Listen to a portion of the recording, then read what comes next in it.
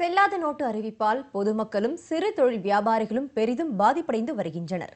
இந்த நிலையில் கிறிஸ்துமஸ், புத்தாண்டு என்று அடுத்தடுத்து பண்டிகை வரக்கூடிய நிலையில் விற்பனை குறைந்திருப்பதாக வியாபாரிகள் கவலை தெரிவிக்கின்றனர். கிறிஸ்து பிறந்த தினமான கிறிஸ்துமஸ் பண்டிகையை ஒட்டி கேரல்ஸ்கள் ஒலிக்க தொடங்கிவிட்டன. ஆனாலும் பலரது வீட்டில் கிறிஸ்துமஸ் பண்டிகைக்கான அலங்கரிப்புகளை பார்க்க முடியவில்லை. பண பிரச்சனையால் இந்த ஆண்டு பொருட்கள் வாங்குவதில் சிக்கல் நீடிப்பதாக கூறுகிறார் ஜோஸ்வின். ஆன்லைன் பண பரிவர்த்தனைக்கு மாற வேண்டும் என்று மத்திய அரசு கூறி வரும் நிலையில் பல இடங்களில் ஸ்வைப்பிங் இயந்திரம் வேலை செய்வதில்லை என்றும் அவர் வருத்தம் தெரிவிக்கிறார். யூஸ் பண்றேன்னு சொல்றாங்க சில கடையில, ஆனா கொடுத்தா சில சமயம் அங்க நெட்வொர்க் டவுன் சொல்றாங்க. கார்டும் யூஸ் பண்ண முடியல, என்னால என்ன பண்றதுன்னு தெரியல. சில சமயம் வாங்கின திங்ஸே திருப்பி கொடுத்துட்டு போக வேண்டியதா இருக்கு. அந்த அளவுக்கு சேஞ்ச் ரொம்ப ப்ராப்ளமா இருக்கு, கஷ்டமா இருக்கு. என்ன பண்றதுன்னு தெரியல.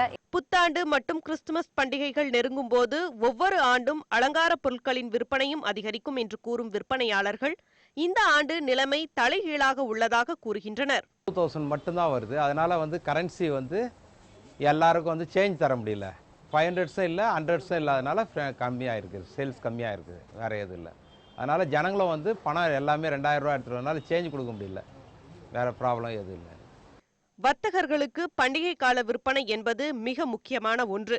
அந்த வகையில் கிறிஸ்துமஸ், புத்தாண்டை தாண்டி தமிழர் திருநாளான பொங்கலும் நெருங்கி வரும் இந்த நேரத்தில் பண தட்டுப்பாடு குறைந்தால் மட்டுமே மக்கள் மட்டுமன்றி வியாபாரிகளின் முகத்திலும் புன்னகையை பார்க்க முடியும். உலகம் முழுவதும் கிறிஸ்துமஸ் கொண்டாட்டங்கள் களைகட்டியுள்ள இந்த நிலையில் பழைய 500 மற்றும் 1000 ரூபாய் நோட்டுகளை முடக்கியுள்ளதால் கடந்த காலங்களை ஒப்பிடும்பொழுது வியாபாரம் சற்றே தொய்வடைந்துள்ளது. அது மட்டுமல்லாது பொதுமக்கள் சந்தோஷமாக கொண்டாட முடியாத நிலையிலும் உள்ளனர். ஒளிப்பதிவாளர் ஜாஃபருடன் சிவராமன், நியூஸ் 18 தமிழ்நாடு.